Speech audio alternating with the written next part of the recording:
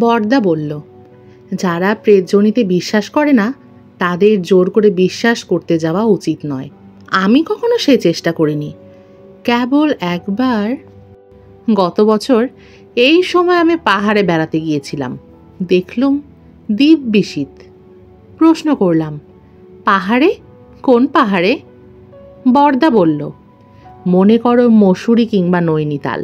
নাম বলবো না, তবে শৌখিন হাওয়া বদলানোর জায়গা নয়।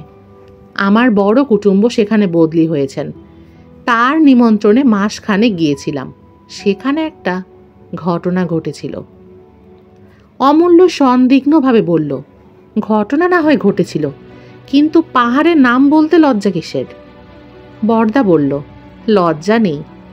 যে গল্প তোমাদের শোনাতে যাচ্ছি তার পাত্রপাত্রী সবাই জীবিত, তাই ওই একটু ঢাকাঢুকি দিয়ে বলতে হচ্ছে আর কি।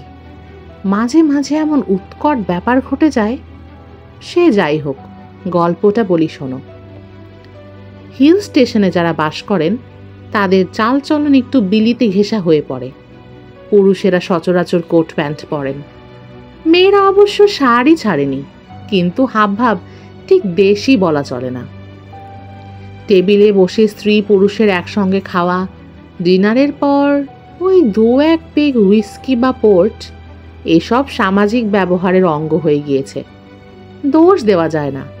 শীতের রাজ্যে শীতের নিয়ম মেনে চলাই ভালো। শ্যালকের চিঠি পেয়ে আমি তো গিয়ে পৌঁছলাম। 2-4 দিন থাকতে না থাকতে গায়ে বেশ গত্তি লাগলো। আমার শ্যালকটি দারুণ মাংসাশী। বাড়িতে রোজ মুরগি মাটনের শ্রাদ্ধ চলছে। তার উপর পাহাড়ে ঘুরে বেড়ান, ঘন্টায় ঘন্টায় খিদে পায়। জায়গাটা সত্যিই চমৎকার। যেমন হাওয়া তেমনই তার প্রাকৃতিক দৃশ্য। কয়েকটি নতুন বন্ধু জুটে গেল। এখানে 10-12 ঘর বাঙালি আছে। সকলে ভারী মিশুক। নতুন লোক পেলে দারুণ খুশি হন। একটি ছোকরার সঙ্গে আলাপ হলো। তার নাম প্রমথ রায়। বয়স 25-26। যেমন মিষ্টি চেহারা তেমনই মিষ্টি স্বভাব। ভালো সরকারি চাকরি করে। মনটা অতি আধুনিক হলেও উগ্র নয়। প্রায় রোজই বিকেলবেলা টেনিস খেলে ফেরবার পথে আমাদের বাসায় ঢুঁ মারত। ছোকরা অবিবাহিত, একলা থাকে, তাই আমাদের সঙ্গে খানিক গল্পগুজব করে 2-1 পেয়ালা চা কিংবা ককটেল সেবন করে সন্ধ্যের পরে বাসায় ফিরত। একদিন কথায় কথায় আমার শালক প্রেতজনির কথা তুললেন। বললেন, ও হে প্রমথ, তোমরা তো ভূত প্রেত কিছুই মানো না। আমাদের বড়দা একজন পাকা ভূতজ্ঞানী ব্যক্তি। ভূতের প্রমাণ যদি চাও ওর কাছেই পাবে।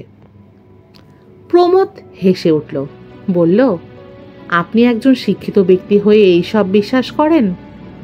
কথাটা সে হালকাভাবে বললেও গায়ে লাগলো। বললাম, শিক্ষিত লোকেরা এমন অনেক জিনিস বিশ্বাস করেন যা বিশ্বাস করতে অশিক্ষিত লোক লজ্জা পাবে। যেমন যেমন ফ্রয়েডিয়ান সাইকো অ্যানালাইসিস কিংবা পাভলভের বিহেভিয়ারিজম। প্রমথ হাসতে লাগলো। সে বুদ্ধিমান ছেলে, তাই এড়ে তর্ক করল না। ভূতের কথা ওইখানেই চাপা পড়ল। আমার পাহাড়ে আসার পর 2 সপ্তাহ কেটে গেল। দিব্যি আরামে আছি। ওজন বেড়েই চলেছে। মনে চিন্তা নেই, গায়ে ঘাম নেই, বিছানায় ছাড় পোকা নেই। খাওয়া, ঘুমোনো আর ঘুরে বেড়ানো, এই 3 কাজে দিবা রাত্রি কোথা দিয়ে কেটে যাচ্ছে বুঝতেই পারি না। জীবনে এরকম সুসময় মাঝে মাঝে এসে পড়ে, কিন্তু বেশি দিন থাকে না।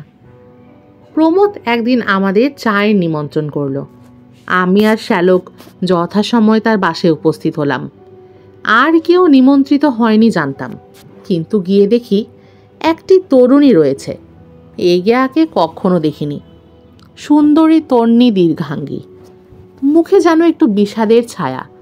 সাজসজ্জায় প্রসাধনে বর্ণ বাহুল্য নেই, কিন্তু যত্ন আছে। চেহারা দেখে বয়স 20-21 মনে হয়, হয়তো 2-1 বছর বেশিও হতে পারে। শ্যালক খুব আগ্রহের সঙ্গে তাকে সম্ভাষণ করে বললেন, এই যে মিসেস দাস, কি সৌভাগ্য, আপনার সঙ্গে দেখা হবে তা আশা করিনি। তরুণী হাসি মুখে প্রতি নমস্কার করে বললেন, সাপ্তাহিক শপিং করতে শহরে এসেছিলাম। রাস্তায় প্রমথ বাবুর সঙ্গে দেখা হয়ে গেল। উনি ধরে নিয়ে এলেন। প্রমোদ তখন মহিলাটির সঙ্গে আমাদের আলাপ করিয়ে দিল। ইশারায় বুঝলাম মিসেস দাস বিধবা। শহর থেকে মাইল 3 দূরে হরজটা নামে একটি উঁচু গিরি শিখর আছে। খুব ছোট জায়গা, মাত্র 10-12টি বাংলো আছে। সেইখানেই মিসেস দাস থাকেন। হরজটা থেকে শহরের পথ সুগম নয়, মাঝে মাঝে একটা উপত্যকা পড়ে। তাই সেখানে যারা থাকেন তারা মাঝে মাঝে শহরে এসে আবশ্যক মতো কেনাকাটা করে নিয়ে যান। চা কেক সহযোগে গল্প চলতে লাগলো। লক্ষ্য করলাম মিসেস দাস একদিকে যেমন সম্পূর্ণরূপে আধুনিকা, অন্যদিকে তেমনই শান্ত আর সংযত। তার সুন্দর চেহারায় একটা প্রবল আকর্ষণ আছে, অথচ তার সঙ্গে খুব বেশি ঘনিষ্ঠতাও করা চলে না। তিনি অত্যন্ত সহজভাবে সকলের সঙ্গে হাসি ঠাট্টায় যোগ দিতে পারেন, কিন্তু তার সঙ্গে প্রগল্ভতা করার সাহস কারোর নেই। তার সুকুমারত্বই যেন বর্ম। প্রমোদকেও সেই সঙ্গে লক্ষ্য করলাম। এতদিন বুঝতে পারিনি যে তার জীবনেও প্রেম ঘটিত কোনো জটিলতা আছে। এখন দেখলাম বেচারা একেবারে হাবুডুবু খাচ্ছে। কম্পাসের কাঁটা অন্য সময় ঠিক থাকে, কিন্তু চুম্বকের কাছে এলে একেবারে অধীর অসংবৃত হয়ে পড়ে। প্রমোদের অবস্থাও সেই রকম। তার প্রতিটি কথা, প্রতিটি অঙ্গভঙ্গি প্রকাশ করে দিচ্ছে যে ওই মেয়েটিকে সে ভালোবাসে। লোকলজ্জার খাতিরে ও মনের অবস্থা লুকোবার ক্ষমতাও তার নেই। অথচ মিসেস দাস বিধবা, হোক প্রগতিশীলা আধুনিকা, তবুও হিন্দু বিধবা। মনে মনে উত্তেজিত হয়ে উঠলাম। পাহাড়ের হিমেল হাওয়ায় এই যে বিচিত্র রোম্যান্স অঙ্কুরিত হয়ে উঠেছে, এর পরিণতি ঠিক কোথায়? চায়ের পর্ব শেষ হতেই মিসেস দাস উঠে পড়লেন। দিনের আলো থাকতে থাকতে তাকে হরজটায় ফিরে যেতে হবে। তিনি আমাদের 3 জনের দৃষ্টিকে আমন্ত্রণ টেনে বললেন, একদিন হরজটায় আসুন না, একটু নিরিবিলি এই চা, নইলে খুব সুন্দর জায়গা। এমন সূর্যোদয় পৃথিবীতে আর কোথাও দেখা যায় না, আসবেন। আমরা গলার মধ্যে ধন্যবাদ সূচক আওয়াজ করলাম। তিনি চলে গেলেন। তারপর আরও কিছুক্ষণ বসে আমরা উঠলাম। অতিথি সৎকারের যথোচিত চেষ্টা সত্ত্বেও প্রমোদ ক্রমাগত অন্যমনস্ক হয়ে পড়ছে দেখে তাকে আর কষ্ট দিতে ইচ্ছে হলো না। বাড়ি ফেরার পথে শ্যালককে জিজ্ঞেস করলাম, কি হে, ব্যাপার কি? ভেতরে কিছু কথা আছে নাকি? শ্যালক আমার দিকে তাকিয়ে মুচকি হাসলেন। তুমিও লক্ষ্য করেছ দেখছি। আমি গুজব শুনেছিলাম, আজ নিজের চোখে দেখলাম। প্রমোদ সাবিত্রীকে বিয়ে করার জন্য ক্ষেপে উঠেছে মশাই। ওর নাম বুঝি সাবিত্রী? তা উনি কি করেন? উনি কি বলছেন এই ব্যাপারে? যতদূর শুনেছি সাবিত্রীর মত নেই। মত নেই কেন? হিন্দু সংস্কার না অন্য কিছু? তা ভায়া ঠিক বলতে পারি না। কতকটা সংস্কার হতে পারে, আবার কতকটা মৃত স্বামীর প্রতি ভালোবাসাও হতে পারে। জিজ্ঞেস করলাম, স্বামী কতদিন হলো মারা গিয়েছেন? শ্যালক বললেন, তা প্রায় 2 বছর হতে চলল। ভদ্রলোক রেলের বড় ইঞ্জিনিয়ার ছিলেন, হঠাৎ রেলে কাটা পড়লেন। তোমার সঙ্গে পরিচয় ছিল? খুবই সামান্য। রাশভারী জবরদস্ত লোক। বয়স আন্দাজ 35 বছর হয়েছিল। মাত্র বছরখানেক সাবিত্রীকে বিয়ে করেছিলেন। মিসেস দাস হরজটায় থাকেন কেন? বাড়িটা দাসের ছিল, সাবিত্রী উত্তরাধিকার সূত্রে পেয়েছে। তাছাড়া দাস অন ডিউটি মারা গিয়েছিলেন, তাই রেলওয়ে থেকে তার বিধবা একটা মাসোহারা পায়, তাতেই সাবিত্রী চলে যায়। সাবিত্রী কেমন মেয়ে তোমার মনে হয়? খুব ভালো। অমন মেয়ে দেখা যায় না। এই বয়সে একলা থাকে, কিন্তু কেউ কখনো ওর নামে একটা কথা বলতে পারেনি। বিধবা বিবাহ সম্বন্ধে তোমার মতামত কি? এরকম ক্ষেত্রে হওয়াই ভালো। সারা জীবন অতীতের পানে চেয়ে কাটিয়ে দেওয়ার কোনো মানে হয় না। ছেলেপুলে থাকলেও বা কথা ছিল, কিন্তু সাবিত্রীর বোধহয় বিয়ে করবে না। এই ঘটনার আরও 10 কেটে গেল। প্রমোদ আর আসেনি। আমরা তার মনের কথা আঁচ করেছি বলেই বোধহয় সে আমাদের এড়িয়ে চলছে। আমারও এই স্বর্গ হতে বিদায় নেওয়ার সময় হয়ে এলো। আমি পাত্তুরি গোটাচ্ছি, এমন সময় একদিন প্রমথ এলো। একটু লজ্জা লজ্জা ভাব। 2-4টে কথার পর বলল, আরে মিসেস দাস চিঠি লিখে আমাদের 3 জনকে হরজটায় নিমন্ত্রণ করেছেন সূর্যোদয় দেখবার জন্য, যাবেন? আমার তেমন কোনো আপত্তি ছিল না, কিন্তু শ্যালক আপত্তি তুললেন। সূর্যোদয় দেখতে হলে তার আগের রাত্রে গিয়ে হরজটায় থাকতে হয়, কিংবা রাত 2টোর সময় এখান থেকে বেরোতে হয়। সে কি সুবিধে হবে? প্রমথ পকেট থেকে চিঠি বার করে তার চিঠি পড়ে দেখুন, অসুবিধে হবে না বোধ হয়, এমনটা বলে চিঠিটি আমাদের হাতে তুলে দিল। চিঠিতে লেখা ছিল, প্রীতি নমস্কারান্তে নিবেদন প্রমথবাবু, দেখছি আমার সেদিনের নিমন্ত্রণ আপনারা মুখের কথা মনে করেছেন। আমি কিন্তু সত্যি আপনাদের 3 জনকে নেমন্তন্ন করেছিলুম। আসুন না, রাত্রে আমার বাড়িতে থেকে সকালে সূর্যোদয় দেখবেন, কষ্ট হবে না। আমার বাড়িতে 3 জন অতিথিকে স্থান দেবার মতো জায়গা আছে। কবে আসবেন জানাবেন, কিংবা না জানিয়ে যদি এসে উপস্থিত হন তাহলেও খুশি হব। আশা করি ভালো আছেন। নিবেদিকা, সাবিত্রী দাস। এরপর আর শালকের আপত্তি রইল না। প্রমথ উৎসাহিত হয়ে বলল, আজ শনিবার আছে, চলুন না আজই যাওয়া যাক। 5টার সময় বেরোলে সন্ধ্যের আগেই পৌঁছানো যাবে। তাই ঠিক করে বেরিয়ে পড়া গেল। হরজটা শিখরটি উপত্যকা থেকে দেখা যায়। সত্যি হরজটা নামটা সার্থক, যেন ধ্যানমগ্ন মহাদেবের জটা পাকিয়ে পাকিয়ে উপরে উঠেছে। তার খাঁজে খাঁজে সাদা বাংলোগুলো ধুতুরা ফুলের মতো ফুটে আছে। অপূর্ব দৃশ্য, কিন্তু সেখানে পৌঁছবার রাস্তাটি অপূর্ব নয়। 3 মাইল পথ হাঁটতে পাক্কা 2.5 ঘন্টা লেগে গেল। আমরা মিসেস দাসের বাংলোর সামনে গিয়ে হাজির হলাম তখন দিনের আলো ফুরিয়ে এসেছে। তবুও হরজটার কুটিল কুণ্ডলিতে সূর্যাস্তের আবির লেগে রয়েছে। মিসেস দাস বাড়ির সামনের বারান্দায় ইজি চেয়ারে বসেছিলেন। উৎফুল্ল কলকাকলি দিয়ে আমাদের অভিনন্দন জানালেন। আমাদের দেখে তারই অকৃত্রিম আনন্দ বড় ভালো লাগলো। শোনা যায় আসন্ন দুর্ঘটনার সামনে কালো ছায়া ফেলে তার আগমন বার্তা জানিয়ে দেয়। কিন্তু আশ্চর্য, সেদিন দুর্ঘটনার বিন্দুমাত্র আভাস পায়নি। সেই পার্বত্য সন্ধ্যার গৈরিক আলো, মনে হয়েছিল এ আলো নয়, অপরূপ এক দৈবী প্রসন্নতা। তার আড়ালে যে লেশমাত্র অশুভ কিছু লুকিয়ে থাকতে পারে তা কল্পনাও করা যায় না। আমার বোধহয় প্রমথ কিছু আভাস পায়নি। মিসেস দাস আমাদের বাড়ির ভেতরে নিয়ে গেলেন। গরম জলে হাত মুখ ধুয়ে ড্রয়িং রুমে এসে দেখি চা তৈরি। বাড়িতে পুরুষ চাকর নেই। 2টি পাহাড়ি মেয়ে মানুষ কাজকর্ম রান্নাবান্না করে এবং রাত্রে থাকে। হরজটায় এখনো বিদ্যুৎ বাতি এসে পৌঁছয়নি। কেরোসিন ল্যাম্পের মোলায়েম আলোয় চা খেতে বসলাম। মিসেস দাস চাকরানীদের সাহায্যে আমাদের পরিচর্যা করতে লাগলেন। ড্রয়িং রুমের দেওয়ালে একটা এনলার্জ করা ফটোগ্রাফ টাঙানো ছিল। দূর থেকে ভালো করে দেখতে পাচ্ছিলাম না। চা খাওয়া শেষ হলে তার কাছে গিয়ে দাঁড়ালাম। ইনি অকাল মৃত মিস্টার দাস, সন্দেহ নেই। ভালো করে দেখলাম। চেহারা সুন্দর বলা চলে না, কিন্তু একটা দৃঢ়তা আছে। চওড়া চিবুকের মাঝখানের খাঁজ, চোখের দৃষ্টি একটু কড়া। ফটো তোলবার সময় ঠোঁটের কোণে যে হাসি আনার নিয়ম আছে সেটি অবশ্য রয়েছে, কিন্তু হাসি দিয়ে চরিত্রের দৃঢ় বলিষ্ঠতা ঢাকা পড়েনি।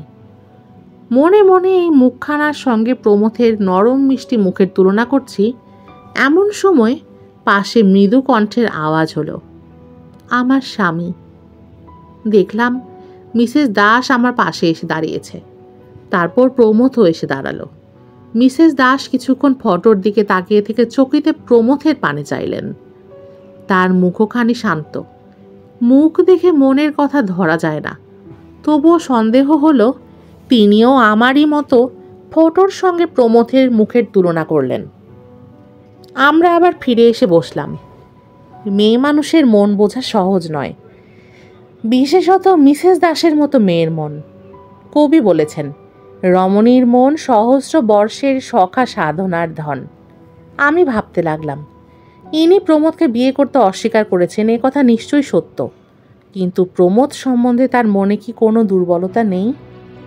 এই যে আজ তিনি আমার মতো একজন অপরিচিত লোককে নিমন্ত্রণ করে এসে এনেছেন, এটা কি শুধুই লৌকিক সহৃদতা, না এর অন্তরালে একজন বিশেষ ব্যক্তিকে কাছে পাবার অভিপ্রায় লুকিয়েছিল? প্রমথের অবস্থা বর্ণনা করা নিষ্প্রয়োজন। সেদিন যেমন দেখেছিলাম আজও ঠিক তাই। চুম্বকাবিষ্ট কম্পাসের কাঁটা, অন্যদিকে তার কোনো লক্ষ্য নেই। ক্রমে রাত গভীর হলো। উত্তর দিক থেকে একটা খুব ঠান্ডা হাওয়া মাথার উপর দিয়ে সাঁই সাঁই শব্দে বইতে লাগলো। রান্নাবান্না হতে স্বভাবতই একটু দেরি হলো। আমরা রাতের খাওয়া শেষ করে যখন উঠলাম তখন প্রায় 11টা বাজে। মিসেস দাস বললেন, আপনারা শুয়ে পড়ুন গিয়ে। সকাল 3:30টার আগে কিন্তু উঠতে হবে, নইলে সূর্যোদয়ের সব সৌন্দর্য দেখতে পাবেন না। ভাবনা হলো, এখন শুতে গেলে 3:30টার সময় ঘুম ভাঙবে কি? যদি না ভাঙে, আজকের অভিযানটাই ব্যর্থ হয়ে যাবে। জিজ্ঞেস করলাম, অ্যালার্ম ঘড়ি আছে? মিসেস দাস বললেন, না, কিন্তু সেজন্য ভাববেন না, আমি ঠিক সময় আপনাদের তুলে দেব। শালক বললেন, কিন্তু আপনার ঘুম যে ভাঙবে তার ঠিক কি? মিসেস দাস একটু হেসে বললেন, আমি ঘুমোবো না, এই ঘন্টা বই পড়েই কাটিয়ে দেব, আমার অভ্যেস আছে। অবাক হয়ে চেয়ে রইলাম। আমরা ঘুমোবো আর ভদ্রমহিলা সারা রাত জেগে থাকবেন? হঠাৎ প্রমথ তার দিকে এগিয়ে গিয়ে বলল, তাহলে আমিও জেগে থাকি। আমাদের দিকে চেয়ে বলল, আপনারা শুয়ে পড়ুন। আমার মন কিন্তু এই প্রস্তাবে সায় দিল না। আমরা দুজন বয়স্ক ব্যক্তি ঘুমোবো, আর এই দুটি যুবক যুবতী সারা রাত্রি একত্রে থাকবে। শ্যালক সমস্যা ভঞ্জন করে দিয়ে বললেন, তবে আমরা সকলেই জেগে থাকি না কেন? আমরা আবার নতুন জায়গায় ঘুমোতে পারি না, এমনিতেই চোখ চেয়ে রাত কেটে যাবে। আমিও বললাম, হ্যাঁ ঠিক বলেছ। মিসেস দাস আপত্তি করলেন, কিন্তু আমরা শুনলাম না। ড্রয়িং রুমে বেশ জুত করে বসা গেল। 4 ঘন্টা দেখতে দেখতেই কেটে যাবে। শ্যালক প্রস্তাব করলেন, তাস খেলা যাক, কিন্তু বাড়িতে তাস ছিল না বলে তা আর হলো না। প্রমোদ খুব উৎসাহের সঙ্গে আরম্ভ হয়ে ঝিমিয়ে ঝিমিয়ে গল্প করছে। মিসেস দাস একটি হেলান দেওয়া চেয়ারে শুয়েছেন। শ্যালক সোফায় লম্বা হয়ে সিগার টানছেন। আমিও একটি গদি মোটা চেয়ারে গুটিসুটি হয়ে বেশ আরাম অনুভব করছি। কেবল প্রমোদ অস্থিরভাবে ঘরময় ঘুরে বেড়াচ্ছে। এটা ওটা নাড়ছে, আলোটা কখনো কমিয়ে দিচ্ছে, কখনো বাড়িয়ে দিচ্ছে। মিসেস দাসের শান্ত চোখ তাকে অনুসরণ করে চলেছে। 12টা বাজল। শ্যালক উঠে বসলেন। সিগারের দগ্ধ প্রান্তটুকু অ্যাশট্রের উপরে রেখে বললেন, আচ্ছা মিসেস দাস, আপনি এই বাড়িতে একলা থাকেন, আপনার ভয় করে না? মিসেস দাস একটু ভুরু তুলে বললেন, ভয়? কিসের ভয়? বাড়ির মাথার উপরে ঠান্ডা বাতাসটা সাঁই সাঁই শব্দ করে চলেছে। আমি একটা হাই চাপা দিয়ে বললাম, এই মনে করুন ভূতের ভয়। প্রমোদ মিস্টার দাসের ফটোগ্রাফের সামনে দাঁড়িয়ে বিরাগ ভরা চোখে তার দিকে তাকিয়েছিল। আমার কথা শুনে চকিতে ফিরে চাইল। তারপর আমাদের মধ্যে এসে দাঁড়ালো, বিদ্রূপ করে বলল, ভূতের ভয়? সে আবার কি? ভূত বলে কিছু আছে নাকি? বরদাবাপুর যত কুসংস্কার। মিসেস দাসকে জিজ্ঞেস করলাম, আপনারও কি এই মত? তিনি একটু চুপ করে থেকে বললেন, পরজন্ম আমি বিশ্বাস করি, কিন্তু ভূত কি জানি। প্রমথ জোর গলায় বলল, ভূত নেই। ভূত শব্দের যে অর্থই ধরো, ভূত থাকতে পারে না। আছে শুধু বর্তমান আর ভবিষ্যৎ। এই কি যথেষ্ট নয়? তার মুখের পানে তাকালাম। মুখ লাল হয়ে উঠেছে। প্রমথ নরম স্বভাবের মানুষ। তাকে এত বিচলিত কখনো দেখিনি। যেন সাবিত্রীকে একটা কথা বলার জন্য তার প্রাণে প্রবল আবেগ উপস্থিত হয়েছে, অথচ আমাদের সামনে বলতে পারছে না। শালকও ব্যাপারটা বুঝেছিলেন। তিনি বললেন, বর্তমান আর ভবিষ্যৎ যদি থাকে তবে ভূত থাকতেও বাধ্য। আমাদের সকলেরই অতীত জীবন আছে, সেইটাই ভূত। তোমারও ভূত আছে প্রমোদ, তাকে এড়ানো সহজ নয়। তবে মরা মানুষের সঙ্গে আমাদের তফাৎ এই যে মরা মানুষের সবটাই ভূত, আর আমাদের কিছুটা বর্তমান কিছুটা ভবিষ্যৎ আছে। শ্যালক যে ভূত কথাটা দুরকম অর্থ নিয়ে লুফোলুফি করছেন প্রমোদ তা বুঝল না। তার তখন রোগ চেপে গিয়েছে। সে হাত নেড়ে নেড়ে বলল, ও সব হেয়ালে আমি বুঝি না। মৃত্যুর পর আত্মা বেঁচে থাকে তা প্রমাণ করতে পারেন? শ্যালক হেসে বললেন, আমি কিছুই প্রমাণ করতে পারি না।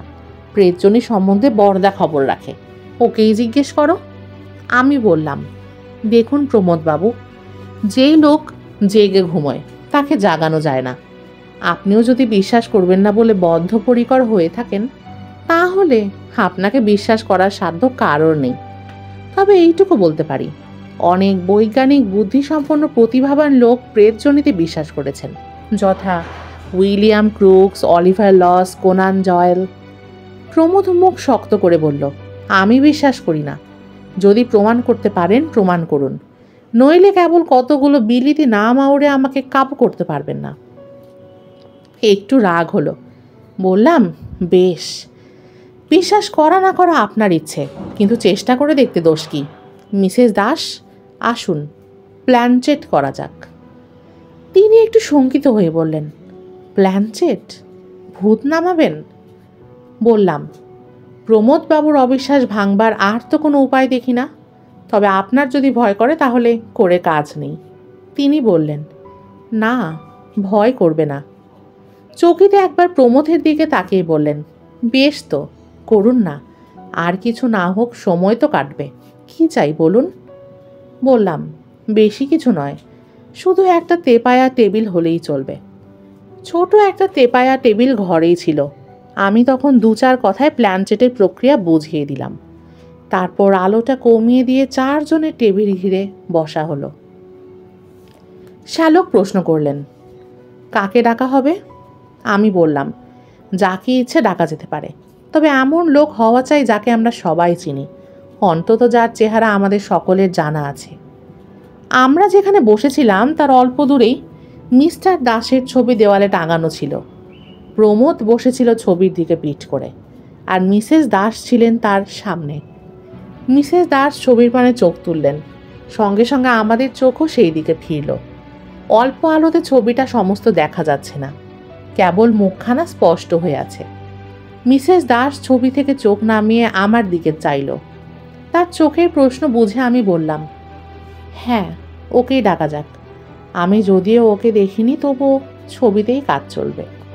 সকলে চোখ বুজে মনে মনে ওর কথা ভাবুন। আঙুলে আঙুল ঠেকিয়ে টেবিলের ওপর হাত রাখা হলো। তারপর আমরা চোখ বুজে মিস্টার দাসের ধ্যান করতে শুরু করলাম। প্ল্যানচেটের টেবিলে যখন প্রেতজনির আবির্ভাব হয়, তখন টেবিলটা নড়তে থাকে। মনে হয় টেবিলের মরা কাঠে প্রাণ সঞ্চার হয়েছে, তার ভেতর দিয়ে একটা স্পন্দন বইতে থাকে। আমরা প্রায় 10 মিনিট বসে রইলাম, কিন্তু টেবিল নড়ল না, তার মধ্যে জীবন সঞ্চার হলো না। তখন চোখ খুলে আর সকলের পানে তাকালাম। প্রমোদকে দেখেই বুঝলাম প্রেতের আবির্ভাব হয়েছে। টেবিলের ওপরে নয়, মানুষের ওপর। এমন মাঝে মাঝে হয়।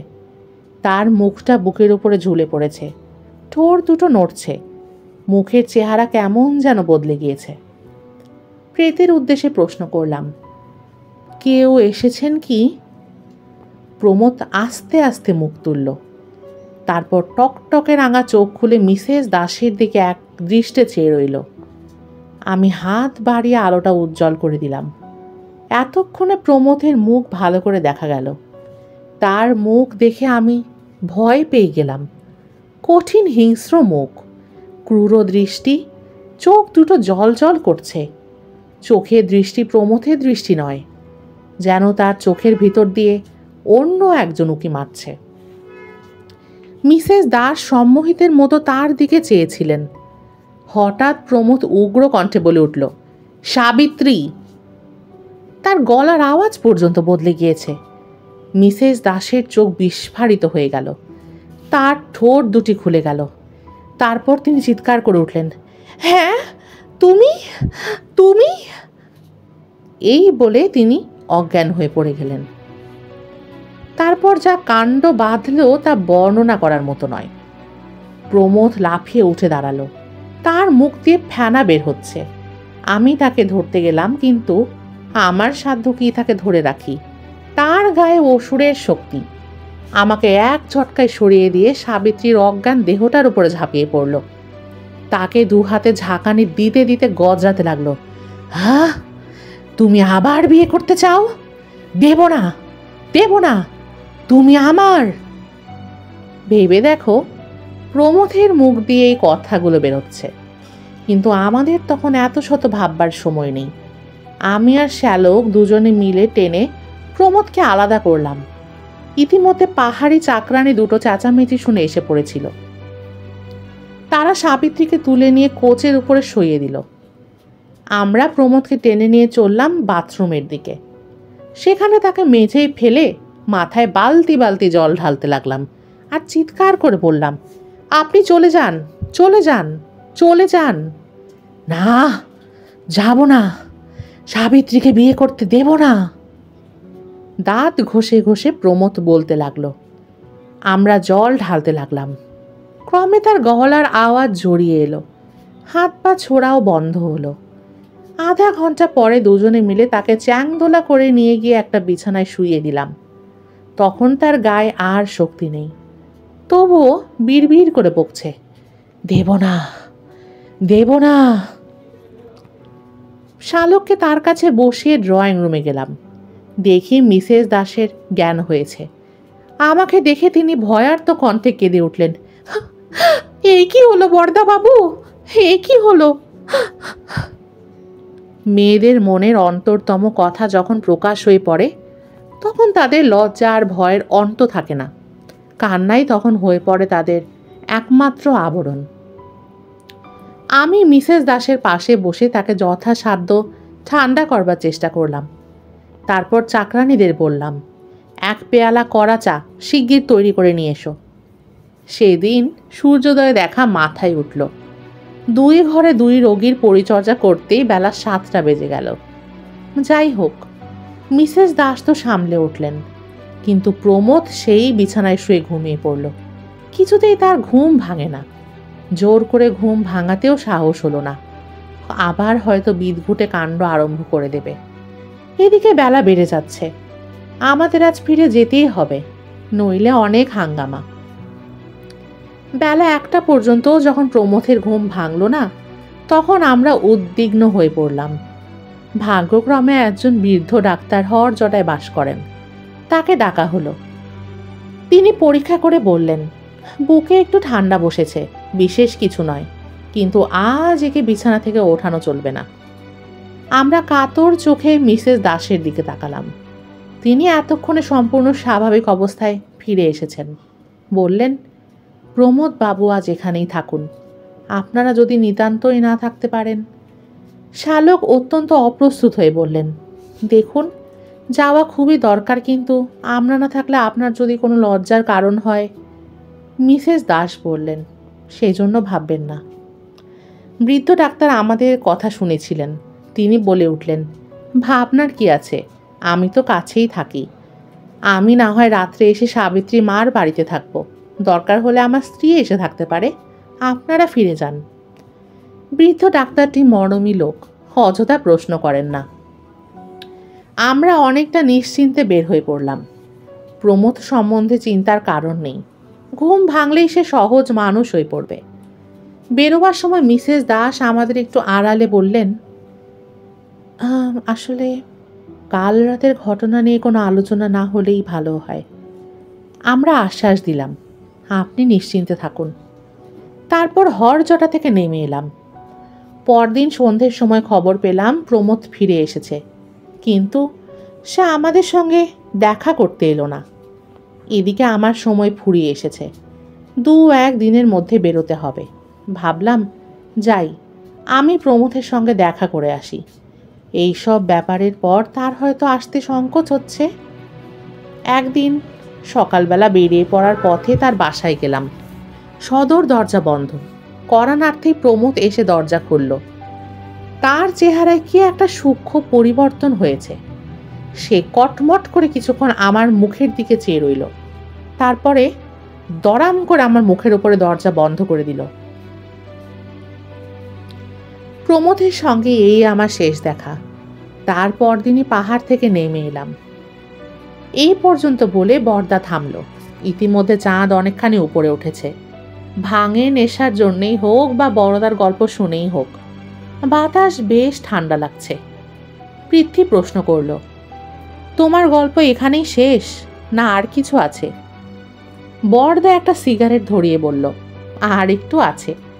মাসখানেক পরে শ্যালকের কাছ থেকে এক চিঠি পেলাম। তিনি এক আশ্চর্য খবর দিয়েছেন।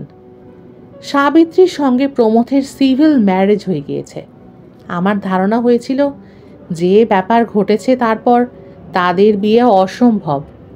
প্রমথ যে শেষকালে আমার সঙ্গে অমন রূঢ় ব্যবহার করেছিল সেটাও আমি তার ব্যর্থতার প্রতিক্রিয়া বলে মনে করেছিলাম, কিন্তু দেখলাম আমার হিসেব আগাগোড়াই ভুল। শ্যালক আর একটি খবর দিয়েছেন, সেটি আরও অদ্ভুত। এই অল্প সময়ের মধ্যে প্রমথের চেহারা নাকি অনেকখানি বদলে গিয়েছে। সকলেই বলছে তার চেহারা ক্রমশই গতাসু মিস্টার দাসের মতো হয়ে দাঁড়াচ্ছে। এমনকি তার চিবুকের মাঝখানে একটা খাঁজ দেখা দিয়েছে। সিগারেটে একটা লম্বা টান দিয়ে বরদা বলল, এতক্ষণ আমি সরলভাবে ঘটনাটি বলে গিয়েছি, নিজের টিকা টিপ্পণী কিচ্ছু দেইনি। এখন তোমরাই এর টিকা টিপ্পণী করো। এটা কি মিস্টার দাসের প্রেতাত্মা প্রমথকে তার দেহ থেকে উৎখাত করে নিজে কায়েমি হয়ে বসেছেন এবং নিজের বিধবাকে আবার বিয়ে করেছেন, কিংবা আর কি হতে পারে? আমরা কেউই উত্তর দিলাম না। বরদা তখন কতটা নিজের মনেই বলল, যদি তাই হয় তাহলে প্রমথের আত্মাটার কি হলো? কোথায় গেল সে? হঠাৎ আকাশে একটা দীর্ঘ আর্ত কর্কশ চিৎকার ধ্বনি হলো। আমরা চমকে উপরে তাকালাম। দেখলাম বাদুড়ের মতো একটা পাখি চাঁদের ওপর দিয়ে উড়ে যাচ্ছে। কালো ত্রিকোণ পাখা মেলে পাখিটা ক্রমশ দূরে চলে গেল। কম্পিত দেহে আমরা তাকিয়ে রইলাম।